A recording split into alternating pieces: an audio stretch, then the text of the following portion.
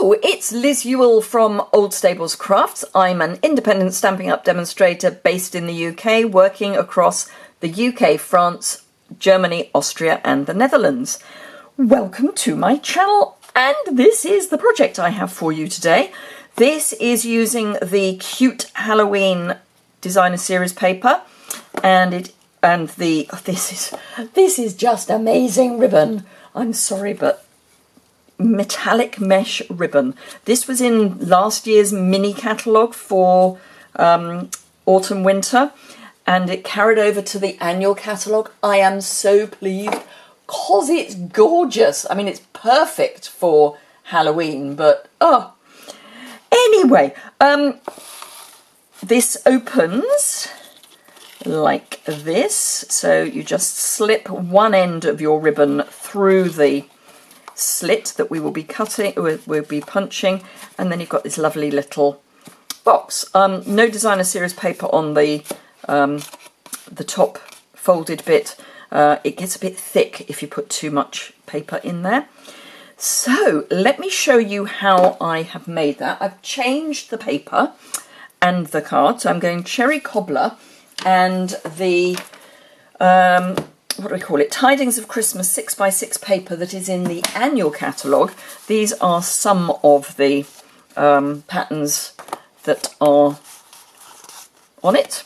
And then I've selected this one, and I'm using the sort of floral foliage one. So let me pop those to the side and I will give you the measurements.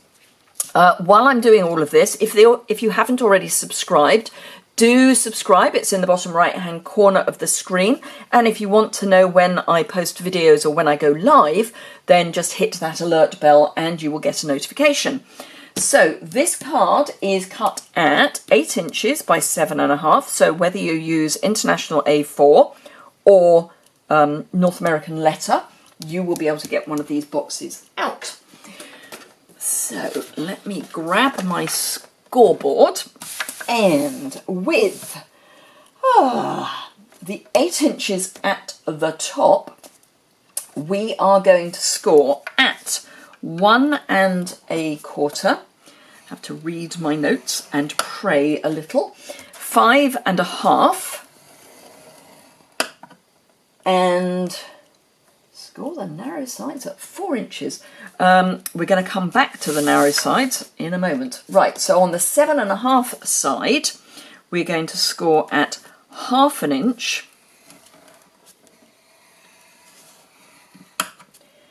at 2 3/4, at 4, and at 6 1/4. Now, we also need to do some scoring for this bit here. So this bit here is kind of in this area, so it's this here and here. So for this bit, we need to twizzle round and score the narrow bits, so the narrow and the narrow, at 4 inches, she says, checking her notes. Yes, at 4 inches. So we're going to score at 4 inches just the narrow bit, and then I'm going to kind of guide myself to the next bit, so that's also at 4 inches. Then we're going to come back and we're going to score at 3 3/8, and again we need to kind of guide our way down and score down just 1 inch. It's a rough. And then at 6 7/8, again, I'm going to roughly bring myself down to there and come down 1 inch. Okay? We're then going to do some diagonals, but we're going to measure to make sure that those are correct first. So, right, so I need to make sure that these are at 1 inch. So I've got my metal ruler, and that actually is pretty accurate. And that is also not bad for a, guess. So we're going from there. So I've made little marks with my embossing tool. That's the word I'm looking for. I'm just going to line up the bottom of this line with the corner here. And this is going to make that nice little fold. It's just going to mean that it's going to pop in with less resistance.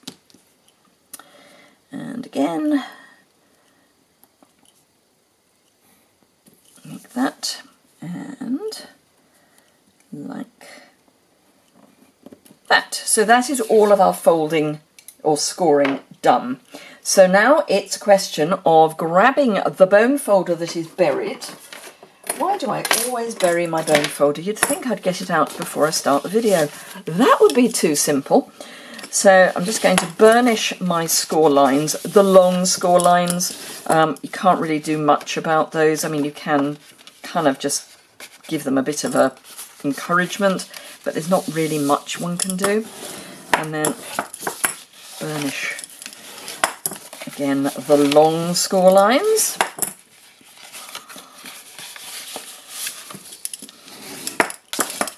And again, just kind of give it a bit of an encouragement. Now, we are going to cut away. Let me grab a marker. We are going to cut away, let me make sure I've got this right, this bit, and this bit. Okay, so this is going to become our flap.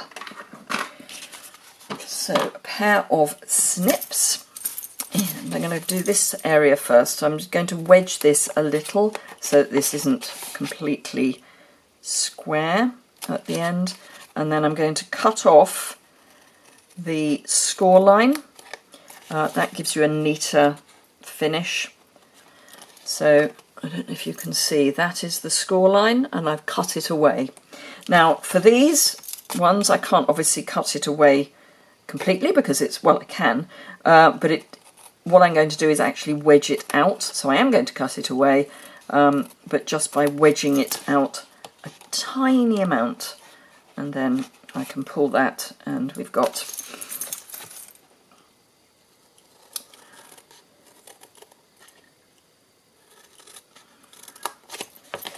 another one out. So this is our bottom. So that's a fairly straightforward bottom. And then this, I'm going to again cut away the score line. So the score line is this side, because this is the waist.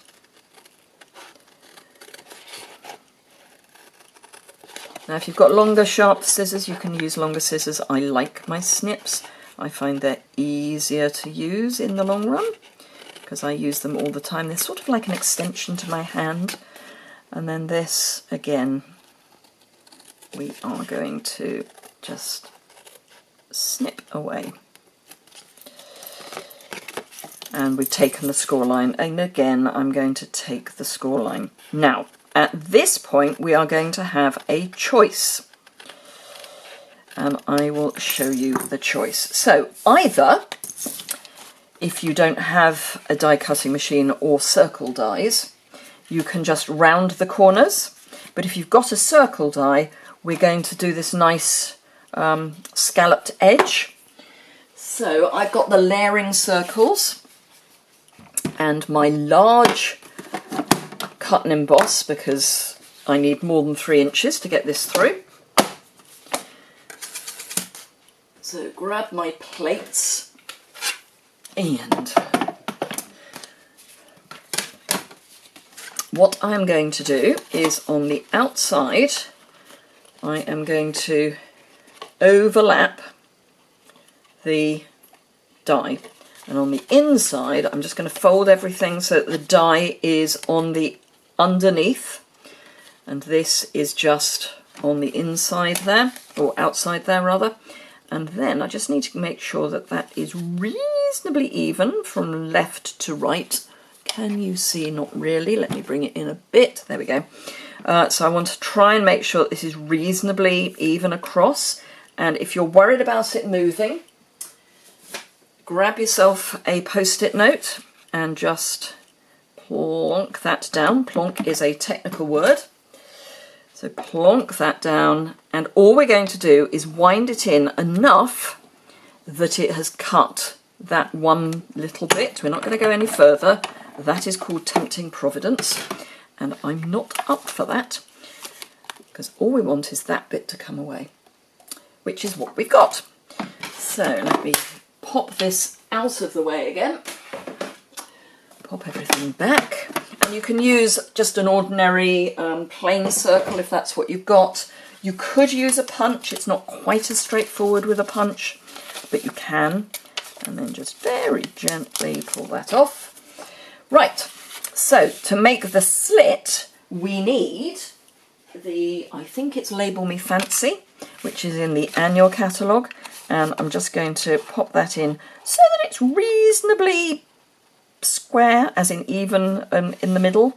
You can, if you want, and I will, because then I'm, rather than just telling you, I can show you. You can take your ruler, and this is 2 1/4 inches, roughly. Let's see if it's better in centimetres. Not really.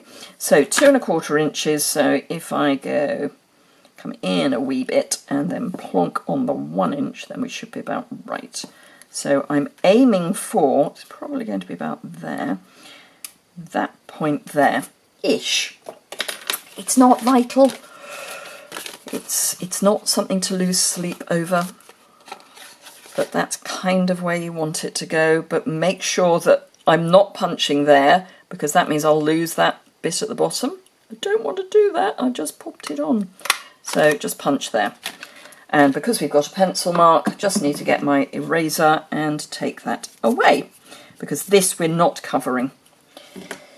Okay, covering, that's the next thing to think about. So, designer series paper, we have got 2 pieces that are cut at 2 inches by 4, and 2 pieces that are cut at 1 inch by 2 1/2.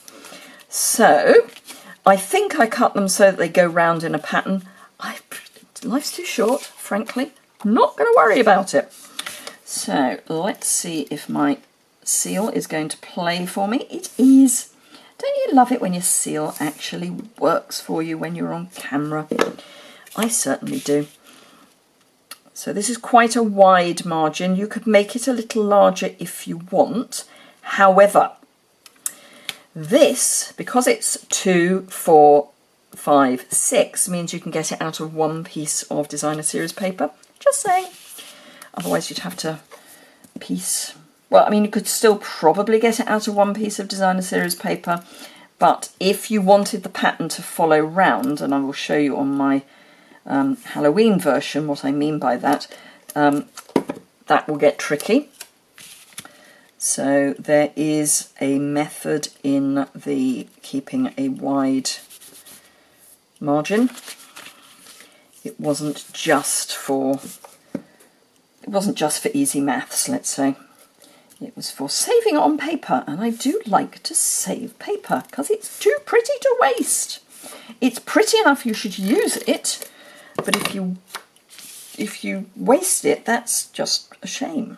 Oh, actually I'm going to open that out so I can line up at the bottom, because that is going to show, whereas the top is going to be less obvious. There we go. And then our last piece.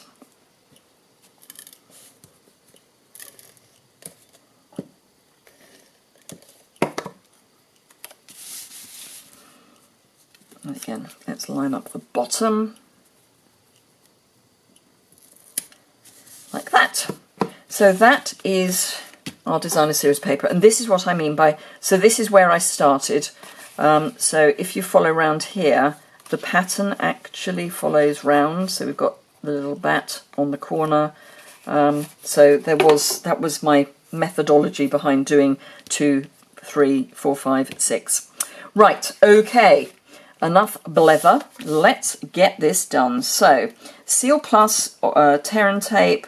If you've got a little more time than a video, then you can use Tombow, but it does take a little while just to dry, so you don't want to do it in a rush. And I do like to get my foam folder and just make sure that is stuck. Then we're going to push in the bits at the side just so that they are encouraged to do what they are meant to do, and they will. They will do it. They just take a little bit of encouraging, especially this seam here, which is where there are extra layers. So on the inside, there isn't the score line for this piece here. So you do just need to encourage it with a firm hand. And then for the base, we're just going to pop in the sides, and I am going to use Tombow for this because it is quick and it will do its job by the time I need it to. So, assuming I can get enough out of my bottle, of course. Come along. That's one.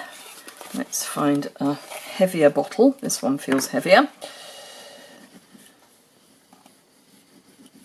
And pop the lid on that because it's actually running freely. And then just pop that there. And then what I like to do is just pop my bone folder in and give it all a bit of a press. Alternatively, you can drop in your Tombow. That does quite a good job of pressing as well. And that is our box construction done. I'm going to use the Cherry Cobbler and Gold ribbon from the mini catalogue because I'm using Cherry Cobbler paper or card. So all you need to do is feed it through that slit and then tie it in a nice bow. So let's pop that there.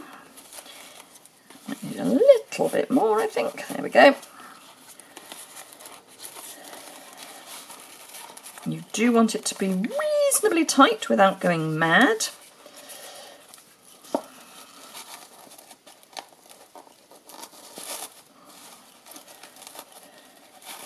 And then just neaten up your tails and your bows.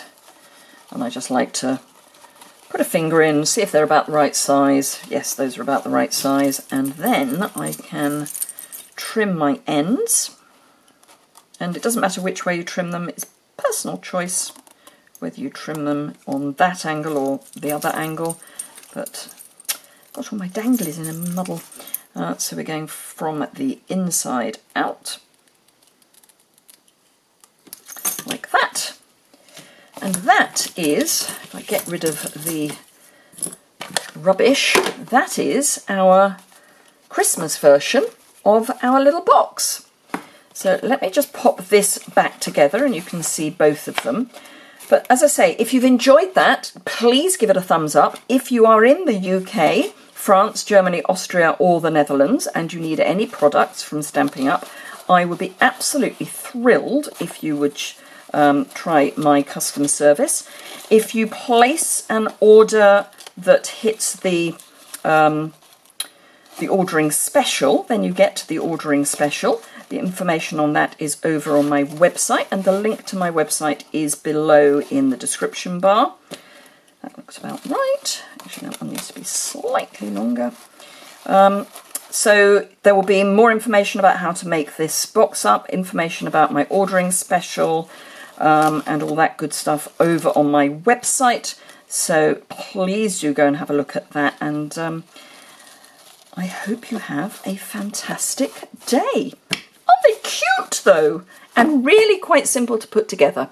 Thank you very much indeed for watching me. Have a fantastic day, and I look forward to seeing you again very soon. Bye!